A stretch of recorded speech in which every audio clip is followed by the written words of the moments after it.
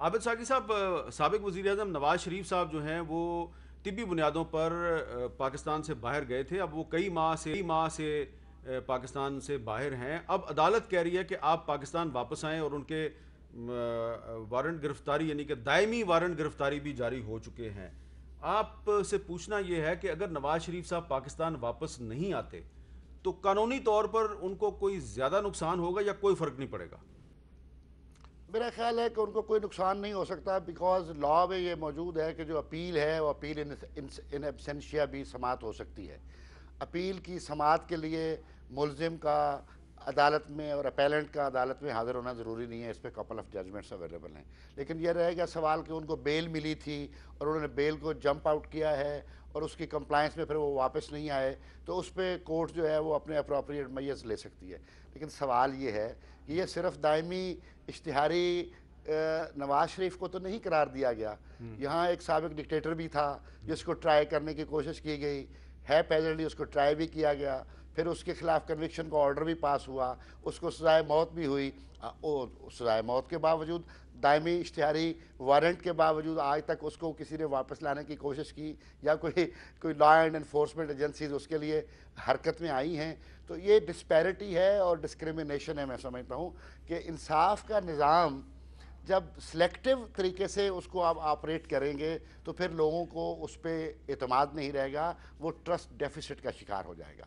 अब नवाज शरीफ साहब आएँ ना आएँ, उनकी अपील डिसाइड हो सकती है उनकी एब्सेंस में।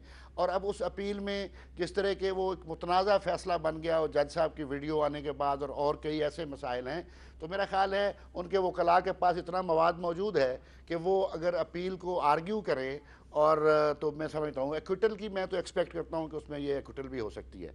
लेकिन जहाँ तक उनकी वापसी का ताल्लुक है तो सियासी अंदाज में जो मेरी सोच है वो ये है कि नवाज शरीफ साहब को सियासी तहरीक को किसी मंतकी अंजाम तक पहुँचाने के लिए और वोट को इज़्ज़त दो के नारे को एक मुस्तहकम बुनियाद फ्राहम करने के लिए मैं एक सियासी कारकुन के तौर पर यह समझता हूँ कि उनको वापस आना चाहिए और आके अवाम के साथ खड़े होना चाहिए और वो जो जंग जिसका उन्होंने आगाज़ किया था उसको अपने मंतकी अंजाम तक पहुँचाना चाहिए। अच्छा, आपने जो इसका मुशर्रफ केस का कंपैरिजन किया है नवाज शरीफ साहब के केस से, तो पिछले हफ्ते वफाकी वज़ीर इत्तलात शिबली फराज साहब से मैंने यही सवाल जब पूछा मैंने कि आप कहते हैं कि नवाज शरीफ को वापस आना चाहिए, तो परवेज़ मुशर्रफ को वापस बुलाने की बात क्यों नहीं होती? क्योंकि बेनज़ीर भुट्टो साहबा के मर्डर केस में उनके भी दायमी वारंट गिरफ्तारी जारी हुए हैं, उनको इश्तिहारी करार दिया हुआ है।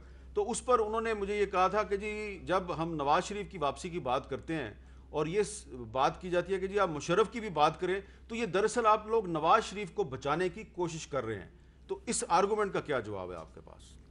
देखिए, हम समझते हैं कि इस मुल्क में सियासी जमातों ने और सियासी लोगों ने बहुत यानी सफ़र किया है और बहुत तकालीफ उठाई हैं। उनकी गलतियां भी होंगी, उनसे कुछ तसाहिल भी सरजद हुए होंगे।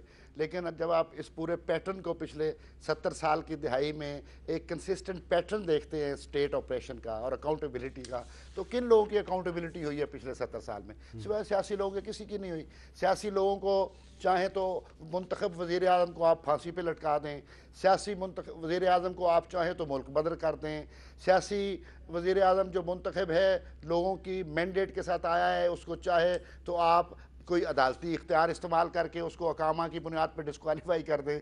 तो ये तरीक़ाकार तो 70 साल में हमने देखा है, लेकिन हमने ऐसा कोई वाक़या नहीं देखा जिसमें नॉन पॉलिटिकल फोर्सेस को भी कानून के मुताबिक कहीं सज़ा मिली हो। तो इस पर हमारा मौक़िफ़ ये है कि अगर पॉलिटिकल पीपल और पब्लिक ऑफिस होल्डर की आप अकाउंटेबिलिटी कर सकते हैं, उनको सज़ाएँ दे सकते हैं, उनको मुल्क बदर कर सकते हैं, उनको फांसी पे चढ़ा सकते हैं, तो हम समझते हैं कि निज़ाम इंसाफ का जो मुसावी तकाज़ा है कि जो भी गिल्टी है हुसोएवर ही इज़, वो नॉन पॉलिटिकल फोर्सेस भी हैं, तो फिर उनको भी कानून के उन्हीं उसूलों के मुताबिक उनके साथ भी तरीक़ाकार इख्तियार करना चाहिए। लेकिन ये कभी नहीं हुआ।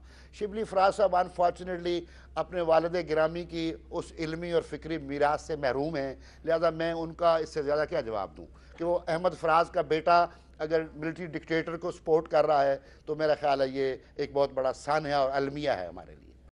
बहुत बहुत शुक्रिया जनाब आबिद साकी साहब, आप हमारे से बातचीत करें।